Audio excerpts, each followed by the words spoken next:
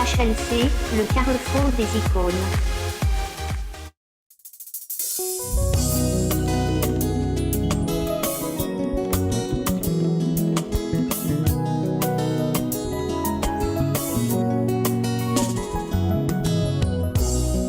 Ils te feront la guerre, ils me feront la guerre, ça je sais. Mais à cause du nom de Jésus, mon Dieu, oh, je serai toujours vainqueur, toujours. Je serai toujours la tête et non la queue. Seigneur, mon Dieu, alors que les portes de l'enfer sont grandement ouvertes, et nous avons sur la terre toutes sortes d'esprits qui circulent ci et là. Et plus que jamais, mon Dieu, nous avons besoin de toi. Bonsoir chers internautes, je suis Ray Christlaine, présentatrice de votre émission HLC. Aujourd'hui, nous allons parler spiritualité et pour ce, nous avons l'honneur d'être accompagnés d'un guide spirituel à qui je vais laisser la parole pour se présenter lui-même à vous. Bonjour. Bonjour, mademoiselle. Pouvez-vous vous présenter à tous ceux qui nous suivent? Oui, je suis guide spirituel de la fraternité des enseignements des maîtres cosmiques. Et mon nom, je m'appelle Luc Makosso. Sur le plan spirituel, je m'appelle Ladana Isiratna. Donc je suis maître spirituel. Et dans les différentes initiations que j'ai faites, j'ai fait des initiations dans les arts sacrés. J'ai fait des initiations dans la tradition atlante. J'ai fait des initiations dans le Reiki. J'ai fait des initiations dans le chakra cristal. J'ai fait des initiations. Je suis haut dignitaire Turge sur le plan spirituel. Haut dignitaire Turge. Donc j'ai fait ces initiations en France, précisément à Rennes, à Corbert, plutôt à Corbert-les-Cabanes.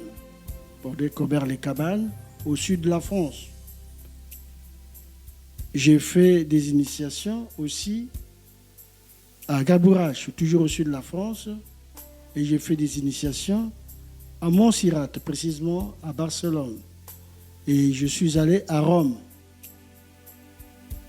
J'ai travaillé avec maître Véronique Solana, maître spirituel sur la tradition sacrée et ésotérique,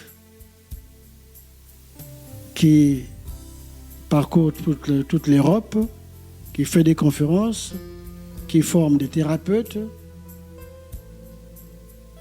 Voilà. Maître, juste par curiosité, que signifie Lantana Isiratna? Lantana Isiratna, ce nom est composé des mantras. Des mantras, ce sont des sonorités. Sonorités de pouvoir. Sonorités de pouvoir. Et donc, tout est tiré selon l'évangile. Tout est tiré selon l'évangile de Jean. Au commencement était le Verbe était avec Dieu, et le Verbe était Dieu. Il y a une différence entre la parole et le Verbe. Le Verbe a été utilisé lors de la création. La parole, c'est une unité de langage. Est-ce que nous pouvons nous exprimer? Nous pouvons être capables de comprendre le langage des abeilles. Lorsque Une abeille se déplace pour venir émecter le nectar d'une fleur, par exemple. Mais ce sont les ions qui se déplacent à travers l'univers. Et il y a des oiseaux qui sont capables aussi de nous dire qu'il peut y avoir problème. Un événement douloureux. À l'époque, nous étions capables de transmettre un message à travers les tam-tams. Même les coups de cloche aussi, lorsqu'on les teinte, sont capables de nous dire que c'est un décès ou c'est un événement heureux. Donc cela, ce n'est pas la parole seulement, mais il s'agit du verbe que Dieu a utilisé pour la création. Nous avons le gazouillis des oiseaux, nous avons le rugissement,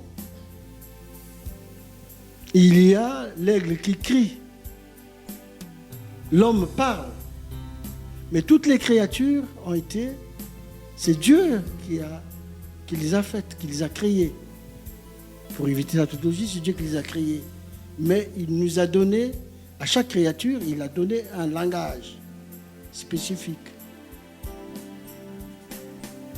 Même au niveau de nos paumes de main, lorsque vous avez le fourbillement au niveau du paume de main, ça veut dire que c'est une entrée financière. Être capable à l'écoute de l'univers, à l'écoute de son propre corps. Toutes ces choses font partie de la spiritualité. Font partie de la spiritualité. Et donc, tout l'univers est fait des sonorités. Au niveau de l'Église catholique, vous avez des oraisons. Au niveau de l'houlisme, vous avez ce que nous appelons des mantras. Et ces mantras, ce sont des sonorités, ce n'est pas des sons concoctés comme ça, c'est des sons de pouvoir. Sont des pouvoirs pour nous permettre de guérir, pour nous permettre de repousser une force hostile au cours d'un travail. Et tout cela, vous verrez que la religion est limitée, la spiritualité est large. La spiritualité est large. Merci beaucoup. Nous allons revenir sur la différence entre la religion et la spiritualité. Avant d'en arriver là, nous aimerions savoir comment définissez-vous votre profession? Ma profession, je suis guide spirituel. Un guide spirituel est comme un mentor. Comme un mentor, toute la vie, nous avons besoin des gens qui nous suivent. Nous avons des gens qui nous suivent. Le mentor s'occupe de ses disciples. Il les enseigne, il les éduque. Parce qu'il y a une différence entre l'instruction et l'éducation.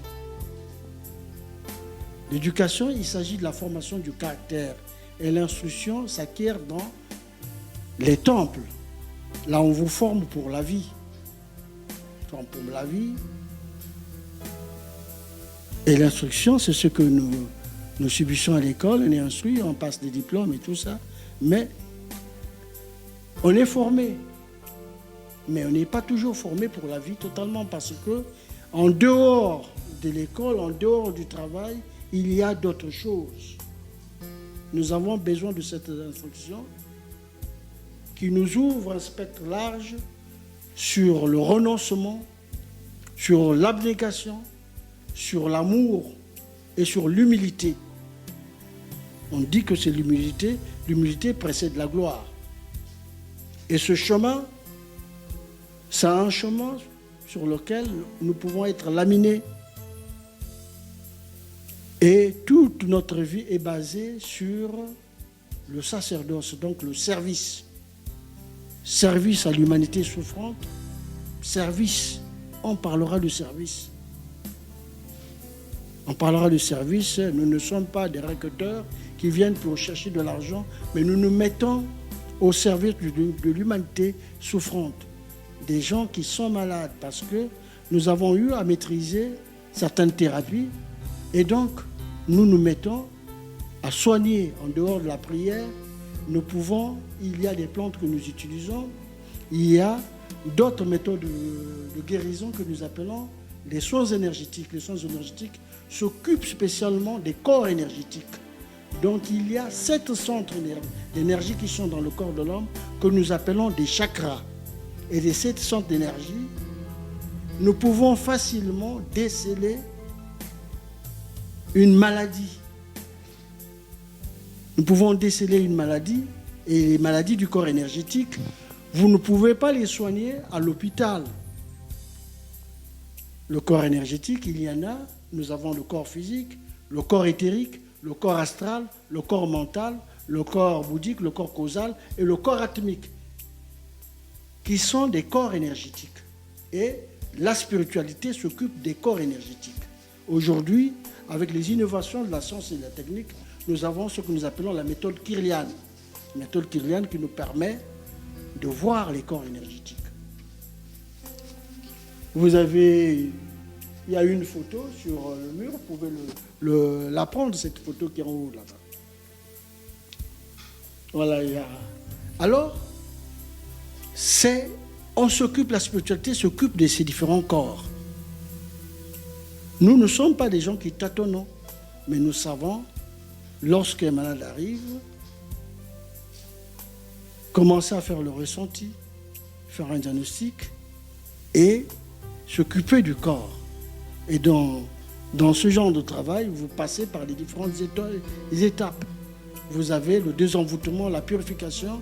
Et lorsqu'il y a une possession, c'est en ce moment, nous sommes obligés de faire des rituels d'exorcisme. On fait des rituels d'exorcisme. En dehors de ça, nous avons des soins énergétiques que nous faisons à travers les mains.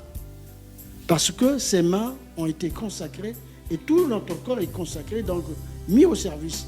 Et pendant que nous transmettons la lumière, nous sommes capables aussi d'éradiquer de fond en comble tous les petits bobos qui sont dans le corps et des maladies, même des maladies incurables.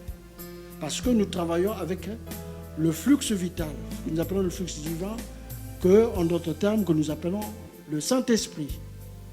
Saint-Esprit, c'est cette énergie vitale qui est dans le corps de l'homme, et cette énergie, il faut la développer. Il faut se préparer pour recevoir cette énergie aussi. Le Christ a dit, je vais vers le Père, j'enverrai un esprit de force et de puissance. Et personne ne sort de la ville de Jérusalem.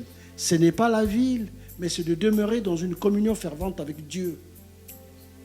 Et donc cette énergie vous pénètre, cette énergie vous permet de bénir de l'eau. Cette énergie vous permet de repousser les forces hostiles. Cette énergie vous permet de sanctifier un certain nombre de choses.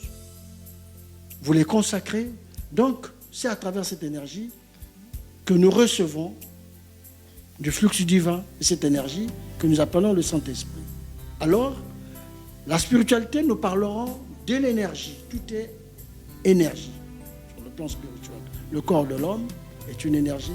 Est-ce que tu peux imaginer, est-ce que vous pouvez imaginer qu'une simple pierre que vous ramassez, lorsque vous la cassez, il y a des étincelles. Ça veut dire qu'il y a l'énergie. Dieu a mis l'énergie sur toutes les choses qu'il a créées. On aimerait savoir, y a-t-il une différence entre religion et spiritualité?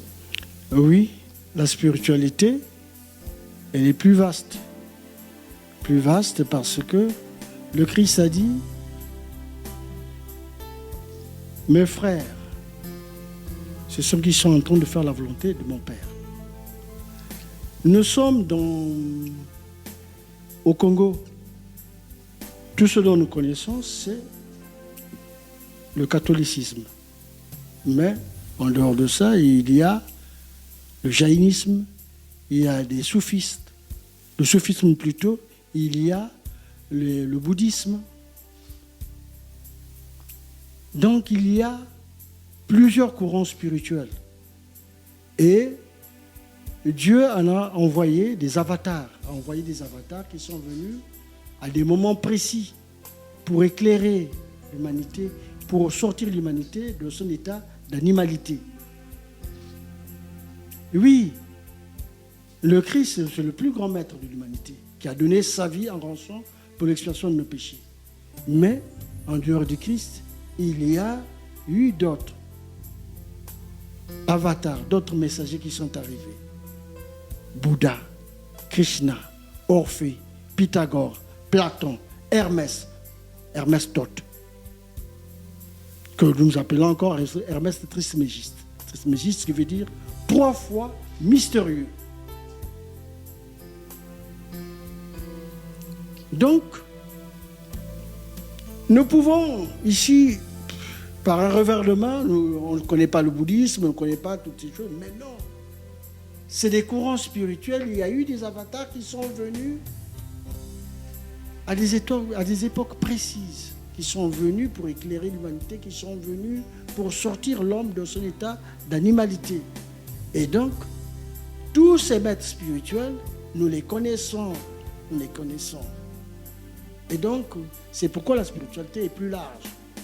Et il n'y a pas que ça, la spiritualité. Dans la spiritualité, on sait que l'homme est une énergie. Est une énergie. Tout est énergie. Tout est énergie. Tout est énergie. Je vous demanderai de poser vos deux mains. Vous allez effleurer vos oreilles. Il y a un mouvement que vous allez ressentir. Et ce mouvement, c'est de l'énergie qui sort dans le corps de l'homme. C'est l'énergie. Pour que nous puissions nous exprimer, c'est une énergie. Quand on marche, c'est une énergie. Voilà. Et donc, les différents organes qui sont dans le corps de l'homme sont commandés par 7 centres d'énergie que nous appelons des chakras, qui sont des boules de feu. Et ces chakras, lorsque un chakra est mal aspecté, il y a quelque chose que nous ressentons dans le corps, nous tomberons malades. Et c'est pourquoi il y a des chakras qui sont encrassés, il faut faire des purifications, il faut imposer les mains au niveau de ce chakra chaque chakra commande un certain nombre d'organes. Et ça, vous allez dire à un religieux, il ne vous comprendra pas, parce que ce n'est pas leur langage. Nous, c'est notre langage parce que nous savons que tout est énergie. Tout est énergie. Même Dieu est une énergie. Une énergie. Tout est énergie. Et lorsque cette énergie rentre dans le corps de l'homme, on se met en mouvement. On se met en mouvement. Vous verrez des gens qui parlent en langue parce qu'il a reçu un flux divin qui est rentré au niveau de son chakra coronal. Chakra coronal. Et c'est comme cette énergie, quand elle rentre dans le corps, c'est accompagné d'un vent et de feu. Donc tout s'imprègne dans le corps et le corps est en mouvement. On commence à s'exprimer même dans une langue pour laquelle on n'a pas la maîtrise. Parce que ce n'est pas vous, c'est cette énergie qui travaille en lieu et place. Et donc, à force de travailler, de faire des jeûnes, de travailler spirituellement, vous recevrez à tous les coups cette énergie parce que le corps devient un réceptacle qui est capable d'emmagasiner cette énergie. Et il y a un comportement aussi à respecter. La culture de la non-violence verbale et mentale. Il y a des choses que vous ne pouvez pas faire. Vous ne retrouverez pas dans des boîtes de nuit. Vous n'allez pas mener une vie de vagabondage parce que nous avons besoin de contenir cette énergie. Cette énergie, nous n'allons pas la dilapider. Elle doit servir pour soigner, elle doit servir pour expulser des démons dans les corps des personnes qui sont possédées. Et c'est une énergie indésirable pour les gens qui sont envoûtés. Et ça sert pour le travail spirituel. Voilà. Ce que vous dites est très intéressant. Beaucoup de Congolais ne s'y connaissent pas assez dans toute cette spiritualité. Pour ceux qui sont intéressés, où ils peuvent vous trouver? Nous sommes ici à Songolo, c'est là où est implantée notre fraternité. Et nous travaillons de lundi à vendredi. Et dimanche, nous prions dimanche aussi. Mais après, il y a des enseignements qui sont donnés la journée du dimanche. Dimanche, nous faisons du coaching. Dimanche, nous donnons des enseignements sur les 4 éléments, sur la terre, l'air, le feu et l'eau. Donc les formations ne se font que les dimanches. Les formations ne se font que les dimanches. On commence par la prière, après, on continue avec la formation. Et en dehors de ça, il y a des périodes favorables, comme je vous ai dit. Les périodes favorables, nous avons les équinoxes d'automne et de printemps, solstice d'été et d'hiver. 1er mars, nous commençons les rituels. Au 21 mars, c'est là où nous sortons de notre rituel. C'est un moment d'ascèse, un moment de communion véritable avec Dieu. Et nous avons du 1er juin au 21 juin, c'est le rituel de feu de Saint-Jean. Et c'est une période favorable aussi. Et le 1er septembre au 21 septembre, et le 1er décembre au 21 décembre, nous l'appelons le solstice d'hiver. Donc, il y a 4 périodes au cours de l'année qui sont des périodes favorables au cours desquelles nous avons des grands travaux à faire. Et pendant cette période, il y a, comme je vous ai dit, la non-violence verbale et mentale. Nous consacrons toute notre vie à la prière.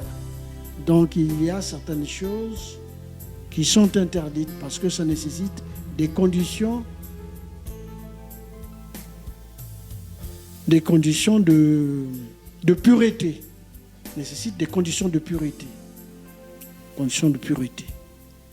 Et nous sommes dans cette dynamique des rituels. Ça fait plus de 35 ans que nous sommes là, dans cette dynamique de rituels.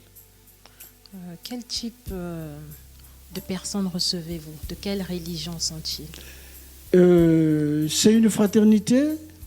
Nous recevons les chrétiens, nous recevons les bouddhistes, nous recevons les soufistes, nous recevons les gens de l'islam.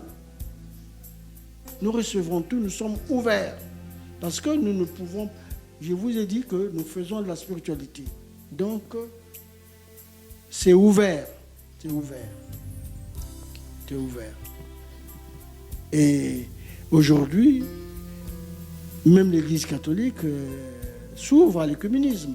Toutes les églises s'ouvrent à l'écuménisme. Quand le Christ dit, mes frères, mon père, mes frères et ma mère, c'est ceux qui font la volonté de mon Père. C'est une façon de jeter des bases sur une fraternité universelle. Évoluer à mouchoir de poche pour dire que moi je suis catholique et tout ça, non. Dieu n'a pas créé des religions. C'est vrai que le Christ est arrivé, il a créé le christianisme, mais il y a eu d'autres avatars, des maîtres spirituels qui sont arrivés. Bouddha, qui a créé le bouddhisme. Il y a Krishna, Orphée, Pythagore, Platon, Hermès, qui sont des envoyés de Dieu, qui sont venus à des époques différentes. Chaque envoyé est venu selon son époque, selon la volonté de Dieu, qui les envoie. Des avatars prennent la grandeur et la petitesse du peuple qu'ils commandent. Ils sont prêts à livrer leur corps pour sortir le peuple en difficulté. Oui. Et nous n'avons même pas connu, pour des époques modernes, un avatar.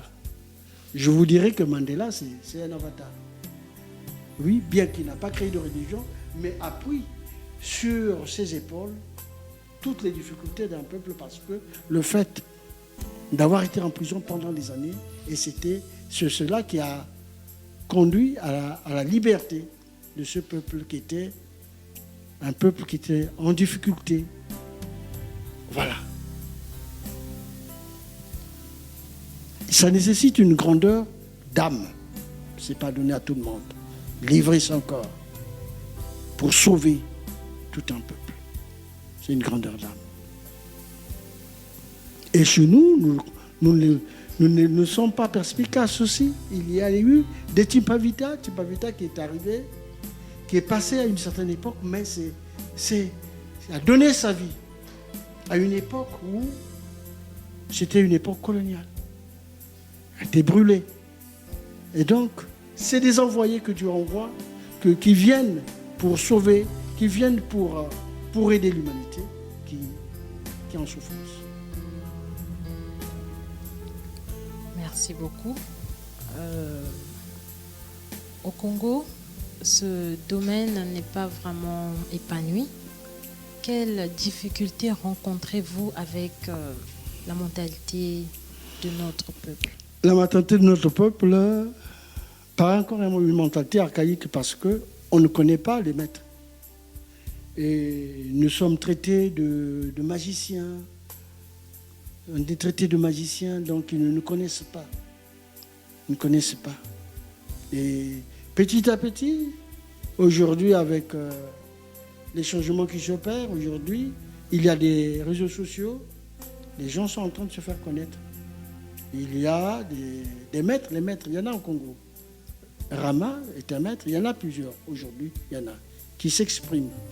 Mais depuis l'origine de temps, la spiritualité est aussi vieille que l'humanité. La spiritualité est aussi vieille que l'humanité. Dans nos contrées, nous avons reçu des maîtres sans le savoir, ce que nous appelons à l'époque des Nganga. Des Nganga, c'était des initiés. Mais ce mot-là, lorsque nous le prenons dans un sens ou dans l'autre, un docteur, comme on l'appelle, Nganga, Mayele, un docteur qui a quelqu'un qui a un doctorat en droit par exemple.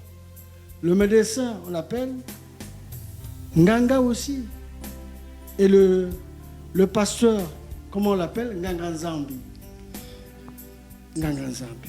Mais d'où vient-il que nous n'avons pas été capables d'extraire le lait de l'eau? Nous avons tout mélangé, on a tout confondu, jusqu'au point où nous sommes en train de critiquer. Mais on ne critique pas, il faut aller vers les autres pour appréhender qu'est-ce qu'ils font. Vous allez être éclairés sur le travail qu'ils font. Et nous, on s'occupe de l'humanité souffrante, on reçoit des patients qui arrivent avec des maladies compliquées. Nous faisons des traitements. Ils sont guéris. Nous n'allons pas à la télévision pour en parler. Et nous ne faisons pas des pancartes comme dans les églises Bima, églises machin, où ils font des pancartes. J'appelle ça, c'est du clientélisme religieux. Clientélisme religieux dans des églises où on est toujours en train de demander beaucoup d'argent. Oui, aujourd'hui, c'est l'argent. Mais vous recevrez des gens, des patients qui n'ont rien, pratiquement rien. Est-ce que vous allez les laisser en difficulté? Vous n'allez pas les suivre? Non. C'est une mission. La mission du Christ. Christ. Avait-il une caisse? Christ. Qui partait d'une contrée à une autre. Qui galvanisait des foules. Les gens étaient guéris, le fait de tenir sa soutane. Et pendant que les disciples sont en train de tourner, il dit, qui m'a touché? Il dit, non, mais dans une foule pareille, comment, Seigneur, tu peux me demander qui m'a touché? Mais il avait ressenti quelque chose, un rayon qui est sorti de son corps, et cette femme qui était en difficulté, qui tremblait, par la foi est venue que je peux toucher sa soutane, ça veut dire que je serai guéri. Et cette femme, il dit, femme, ta foi t'a guéri, t'a sauvé. Femme, ta foi t'a sauvé. Et donc, chemin faisant, oui, nous faisons du clientélisme religieux. Nous sommes à la recherche de beaucoup d'argent. Mais pendant ce temps, le peuple que nous suivons, ce peuple qui est en difficulté, que nous rançonnons, demeure dans les mêmes conditions. C'est pourquoi nous aussi, nous sommes obligés de nous exprimer. Nous n'allons pas laisser la place seulement aux pasteurs, mais en tant que guide, en tant que maître spirituel, nous recevons des gens aussi qui viendront et que ça fait 38 37 ans, 35 ans plutôt, que nous sommes là, dans ce service. Et nous avons travaillé 25 ans. 25 ans de manière gratuite. 25 ans. Aujourd'hui, si nous demandons le minimum pour nous permettre d'acheter des bougies, étant donné dans la salle dans laquelle nous sommes, c'est une salle électrifiée, nous avons le minimum. Mais cela ne se fait pas au-delà, comme on fait. Il y a des rituels pour lesquels les gens vous demandent 200 000 francs, 300 000, c'est trop d'argent. Trop, c'est trop. C'est trop. C'est trop. Mais on ne respecte pas la parole. Vous avez reçu gratuitement, vous en donnerez gratuitement.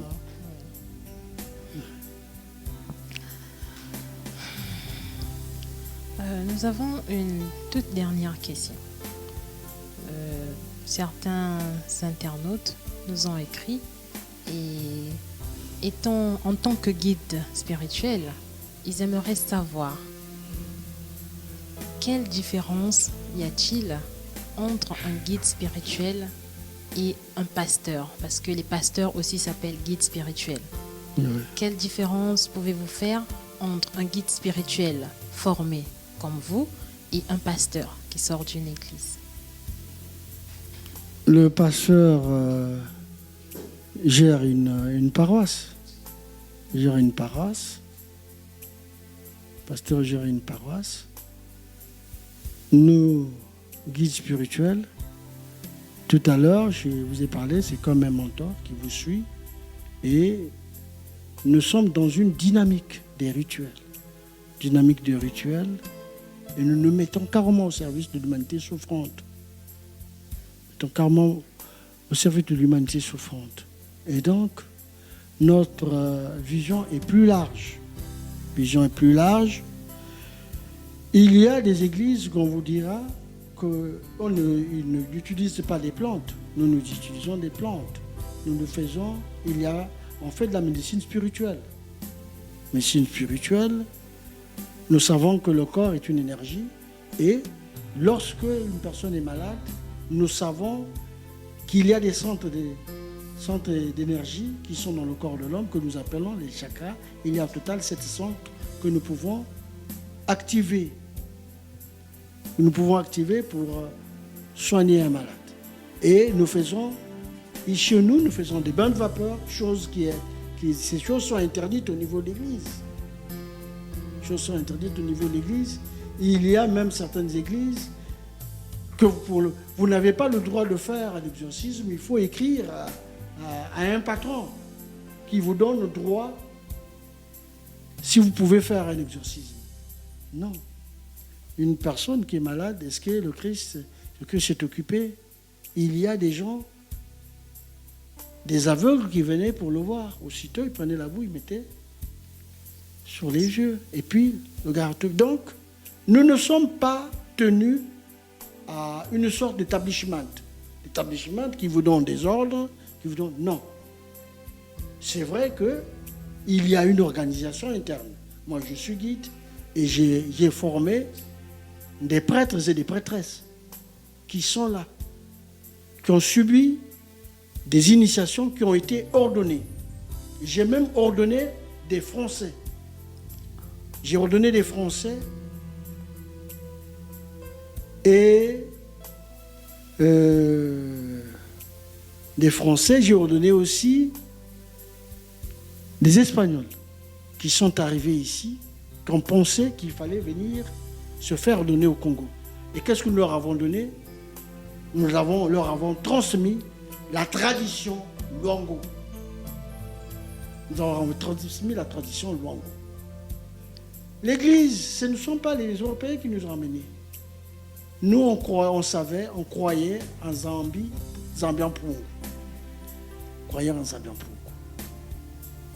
On croyait en Zambian-Pungu. Nos royaumes étaient organisés. Il y avait des Nganga qui étaient des médecins. Il y avait des exorcistes. Il y avait tout le monde. Il existait. Et donc, nous connaissons nos plantes. Mais comment ne pas les utiliser, les plantes? C'est Dieu qui les a créées. Sous d'autres cieux, on vous dira, non, ça c'est vous êtes des féticheurs. Non. Non. Si Dieu a créé la faune et la flore, si Dieu a créé toutes ces plantes qui reçoivent ce que j'appelle le principe de photosynthèse, qui reçoivent ces plantes-là, capables de guérir, d'éradiquer de fond en comble certaines maladies, des maladies incurables, comment ne pas les utiliser? Non. Dieu a mis à notre disposition un jardin. Nous pouvons aller chercher certaines plantes. Nous pouvons faire des travaux à base de l'argile, puisque l'homme a été moulé à base de la terre. Est-ce que vous savez que les pièces de rechange du corps de l'homme se trouvent dans l'argile? Les maladies les plus incurables. Maladies incurables, l'argile est capable de traiter. Mais à l'église, on vous demandera pourquoi vous faites ces choses-là. Mais vous êtes comme un féticheur. Non, c'est l'ignorance. Au niveau de la spiritualité, je vous disais que le spectre est large. Et donc nous travaillons de manière libre. Nous avons été formés. J'ai été formé comme thérapeute. J'ai été formé comme guide spirituel. J'ai fait les arts sacrés, la tradition atlante, le reiki, du chakra cristal. Donc, nous faisons, nous travaillons. Maître Lantana ici Ratna, quel est votre concept sur le paradis et l'enfer? Le paradis et l'enfer, je parlerai du karma. Du karma. Lorsque nous avons commis du tort, il existe ce que nous appelons la loi de cause à effet. Loi de cause à effet. Nous ne devons pas aller seulement dans le paradis ou nous retrouver dans l'enfer pour subir les mauvais actes que nous avons causés aux autres. Il y a ce que nous appelons les 24 veillards, que nous appelons les justiciers, qui sont des êtres impartiaux. Vous commettez une faute, vous allez la subir. Pendant que nous sommes en vie, nous sommes prêts à subir sur les actes que nous causons.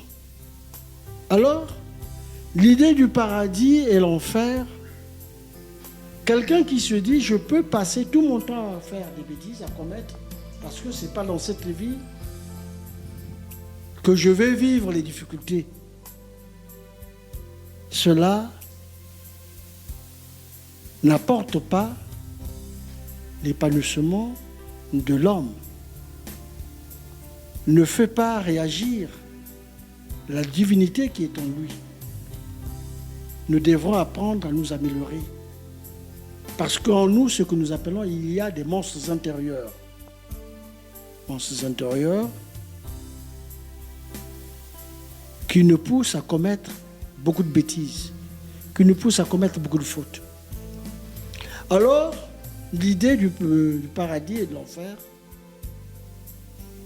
je ne suis pas là. Je ne suis pas là. L'homme doit s'améliorer. Pourquoi nous allons dans les églises? Aujourd'hui, il y a des bishops, il y a des pasteurs. Il y a plus de mal aujourd'hui par rapport à la vie d'hier. Plus de mal. Dès lors que vous donnez l'occasion à quelqu'un de lui dire que ce n'est pas dans cette vie qu'il va vivre des difficultés, c'est dans le... quand il va mourir, c'est là-bas où il y aura un jugement, c'est vrai le jugement, mais la justice est en mouvement. Les 24 veillards, qui sont des grands justiciers, qui sont des êtres impartiaux, son moment travail. C'est pourquoi nous avons intérêt à améliorer notre vie de tous les jours. Faire attention. La vie ressemble à un disque qui est animé d'un mouvement de rotation. Vous êtes sur la périphérie, vous êtes éjecté. Si vous tenez sur un support qui est au centre, c'est Dieu qui gère la vie des hommes. Et c'est pourquoi nous avons intérêt à recommander nos vies entre les mains du Seigneur. Lorsque vous ne priez pas le matin, vous y allez comme ça. Nous avons un être en nous, une parcelle de divinité qui est en l'homme. Lorsque tu viens de commettre une bêtise, tu viens de commettre une faute, mais cette parcelle de divinité qui est en nous s'exprime à travers notre âme, qui nous dit la façon dont nous sommes comportés, ce n'est pas normal. Tu commences à regretter. Et s'ensuit des maladies. Parce que lorsque nous commettons, à tous les coups, nous devrons subir ce que j'appelle la loi de cause à effet. Donc l'histoire du paradis, le paradis, nous sommes capables de le vivre ici sur terre aussi. Vous commettez des bons actes. Vous êtes un exemple. Vous passez tout votre temps à aider. Ça veut dire que tu as accepté. Tu es un être de lumière. Il y a des êtres de lumière et des êtres de ténèbres qui passent tout leur temps à commettre du tort, qui font du mal. Cette notion de paradis et d'enfer, nous ne devons pas nous appesantir là-dessus, mais nous devrons nous efforcer que l'homme s'améliore, parce que il y a deux personnes que Dieu a créées, l'homme et la femme, qui devraient impacter l'humanité, qui devraient protéger ce jardin que le Dieu nous a donné. Mais tout ce que nous commettons, des guerres, viennent d'où? De nous, par nos mauvaises pensées, les pensées qui nous traversent. Il y a un disciple du prophète Mahomet qui a dit que j'ai offensé mon frère, que dois-je faire?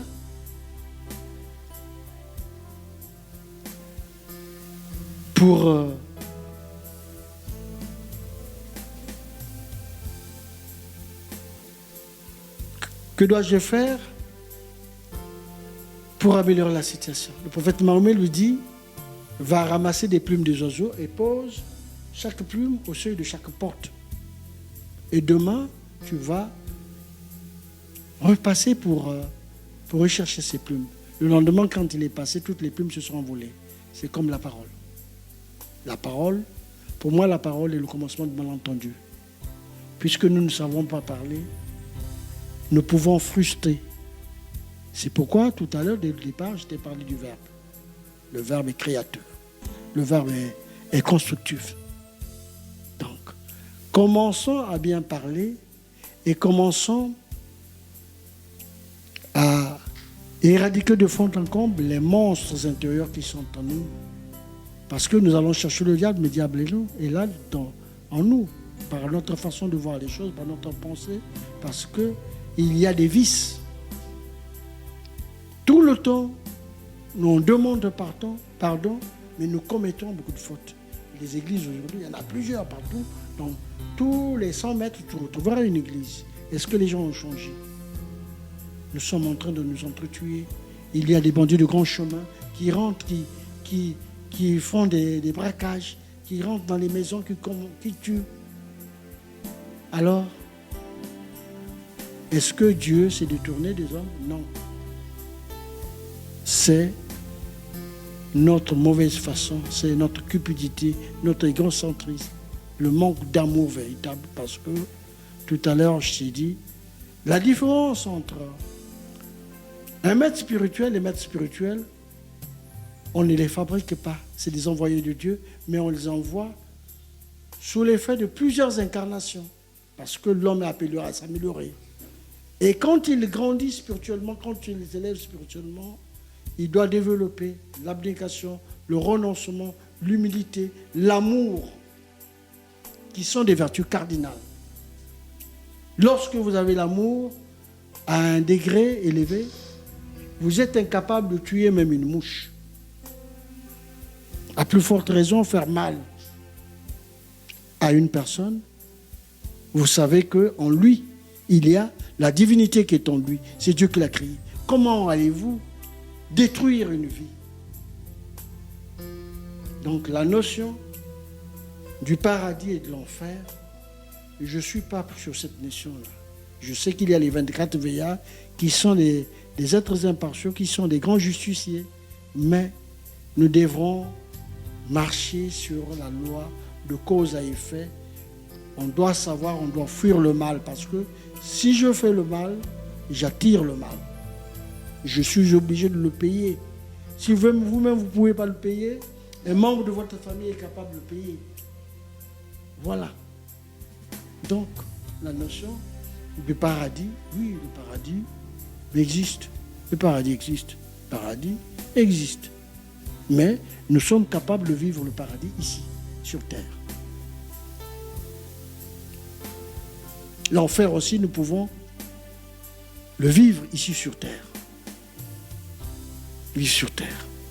Il y a des gens qui ont commis des bêtises, qui ont tué, qui ont tronqué des procès, qui ont fait des choses, qui se sont retrouvés pendant des événements douloureux. Les corps ont traîné à même le sol. Un corps a été déchiqueté par des chiens. Vous pensez qu'il faut d'abord aller à l'enfer pour souffrir? Non. Ici, déjà, nous souffrons lorsque nous commettons du tort, lorsque nous faisons du mal. Et c'est pourquoi nous devons écouter les envoyés de Dieu, des avatars, des pasteurs, des guides spirituels qui prêchent tous les jours. Mais pasteurs et guides et tout ça, nous devons devenir que notre vie soit capable de transformer la vie des autres, parce que en ce moment, on est des modèles. Et donc, veillez que nous ne puissions pas déborder dans nos actions, veillez pour le respect de l'humanité, veillez pour le respect de la personne, veillez pour le respect de toute la vie. Et c'est cela la vie. La vraie vie, c'est celle-là. C'est vrai que la spiritualité est très large. Malheureusement, le temps nous fait défaut. Nous sommes arrivés à la fin de notre émission. Avez-vous un dernier mot à adresser à nos téléspectateurs sur votre parcours, sur vos perspectives à venir et un conseil? Le parcours spirituel, je ne l'ai pas fait seul, je l'ai fait avec mon épouse. Et si vous me le permettez, je peux la faire venir à côté de moi. Oui. Je vous présente ma chère épouse. Bonjour. C'est Maman Evelyne. Elle est prêtresse. Prêtresse initiée. Enchantée. Oui. C'est avec elle que nous avons fait le parcours spirituel. Et de tout temps, elle a servi de médium pour recevoir certaines signatures cosmiques. Servi de médium. Et dans l'histoire de l'Église, tous les hommes de Dieu ont toujours eu à côté d'eux une femme. Bien sûr. En dehors du Christ, bien sûr, mais qui ont eu toujours quelqu'une qui les a accompagnés sur le chemin spirituel. C'est avec elle, nous sommes ensemble il y a précisément 38 ans. À 38 ans, nous avons 4 enfants, 2 filles, 2 garçons. Et donc, c'est elle qui m'accompagne dans différents travaux spirituels. Avez-vous un mot à adresser à ceux qui nous suivent? Oui. La première des choses, je vous dis merci pour votre présence devant nous dans ce temple. C'est un réel plaisir pour nous. Merci. Et ce que je voulais dire, c'est être initié, c'est quelque chose de bon. Être initié, c'est quelque chose de bon. Être chrétien aussi, c'est quelque chose de bon. Mais c'est le choix qui compte. Le choix. Veux-tu être spirituel? Bien veux-tu être chrétien? C'est le choix. Mais c'est la même voie. C'est le même Dieu que nous prions. C'est le même Dieu. Le même Dieu. C'est tout ce que je voulais dire. C'est le même Dieu. Donc, si je comprends bien, on ne peut pas être chrétien et initié en même temps. Vous pouvez l'être. Vous êtes libre. Vous pouvez l'être. Merci beaucoup pour merci. cette précision. Merci. Merci d'avoir répondu présent à notre invitation et nous espérons revenir très bientôt parmi vous. Merci. Merci. Il y a une seule chose pour laquelle vous n'avez pas été curieuse, c'est de voir le décor qui est dans le temple. Impressionnant. Le décor qui est dans le temple, tout ce que vous voyez, toutes les photos, c'est des maîtres spirituels qui sont là. Des photos des maîtres spirituels. Donc, qui sont des envoyés de Dieu qui sont venus à des époques. Voilà. Et nous avons aussi des envoyés au niveau de notre continent, le continent africain. Nous avons tout ce que les gens disent. La question que vous m'avez posée, est-ce que Simon Kimbangu va-t-il aller au paradis ou va aller dans l'enfer? Les Simon Kimbangu ont constitué les premières résistances lors de l'époque coloniale. C'est des hommes de Dieu. Parce qu'une église, ils ont laissé ces églises existent jusqu'à aujourd'hui. S'il n'y a pas de l'énergie, une église, quand un leader s'en va, l'église aussi va s'éteindre. Mais si ça existe aujourd'hui, ça veut dire que c'est des envoyés de Dieu.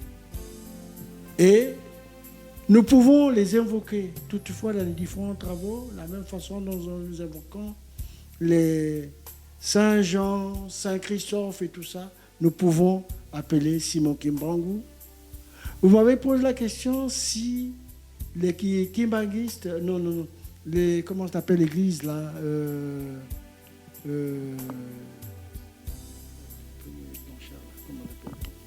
les Nguza, ce sont des églises, c'est des courants spirituels, nos églises d'Afrique. Les églises d'Afrique. On ne les oublie pas et nous sommes pour une fraternité universelle. Donc, dans notre façon de voir les choses, on englobe toutes ces églises. L'essentiel, ces gens-là ont été des serviteurs de Dieu. Voilà. Ce ne sont pas les Blancs qui nous ont apporté la croyance. L'Africain est né croyant. L'Africain est né croyant. Nous avons cru en Zambia Mpungu. Mpungu, que ça veut dire? Qui est grand. Grand, Zambia Mpungu. Omnipotent, omniscient, omnipuissant. Voilà, il est grand. Donc, nous pouvons nous adresser, oui, Seigneur Jésus, nous pouvons nous adresser à tous ceux-là. Dans nos moments difficiles, que notre croyance soit vraie, que notre relation avec Dieu soit vraie. Nous sommes capables de nous exprimer partout. Je suis allé en France, j'ai fait des rituels devant les Blancs. J'ai invoqué les Simon Kimbangu, les Lassi Simon Zéphirin, qui ont été des prophètes au même titre que tous les prophètes qui sont passés. Et donc, c'est cela la vie. Dieu nous a envoyé des gens, des prophètes, qui ont fait un grand travail, un travail de réalisation spirituelle, qui ont évangélisé certaines contrées, qui ont éradiqué de fond en comble le mal qui a sévi. À une certaine époque, on ne pouvait pas voir quelqu'un très jeune construire une maison. Toutes ces choses ont été faites parce que ces gens-là ont travaillé. Et donc, il y a des églises qui cassent du sucre sur le dos de ces grands dirigeants spirituels. Non. Si nous-mêmes, nous ne les connaissons pas, les Blancs ne vont pas les connaître. Et je vous dis, pour votre gouverne, Lassi Simon Zéphirin et Syrie. Il est allé passer les épreuves initiatiques en Inde, précisément à Benares. Il est sorti.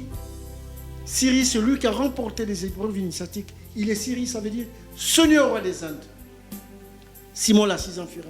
Mais cette église, les gens vous parleront, église de bougies, vous parleront que c'est de l'animisme et tout ça. Non, c'est des prophètes au même titre. Et la vie du prophète Simon l'Assise-en-Furin, je vous donnerai un document sur Simon l'Assise-en-Furin. Les Simon Kimbangu. Aujourd'hui, ces églises qui font du clientélisme religieux, qui ne savent même plus reconnaître ceux qui sont passés ici, mais ils ont abattu un grand travail. Et donc, les Simon Kimbangu, les Lassi Simon Zinfira, les Malandra Koma, les Timpavita, on fait le travail. On fait le travail. Et donc, en tant qu'Africains, nous sommes en droit de les rehausser, nous sommes en droit de les reconnaître, le travail qu'ils ont abattu. Merci beaucoup et sur ce, nous allons clore notre émission. Chers internautes, comme vous l'avez suivi, nous devons reconnaître nos origines, nous devons reconnaître nos ancêtres.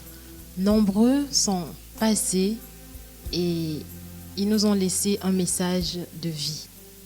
Avant la colonisation, les Africains avaient déjà des croyances. Alors, n'oublions pas nos racines. Pour rappel, nous avons parlé aujourd'hui spiritualité. Et pour ce, nous avons été accompagnés par un guide spirituel et pas les moindres. Un guide qui a suivi des études, une formation ici et ailleurs. Et ce guide n'est autre que Maître Landana, ici Ratna. Pour ceux qui veulent le rencontrer pour plus de détails, notez le numéro qui passe en bas de notre écran. Vous pouvez le contacter et il vous dira où le trouver. Merci beaucoup. Un grand merci à l'équipe technique. Nous avons été assistés à la prise de vue par M. Ben Ramsey. Au son, nous avons été accompagnés par M. Orstel Wolf. Grand merci à Hermès Le Pro qui a été à la réalisation et à la production. Merci beaucoup et à très bientôt, bien de choses dans vos familles.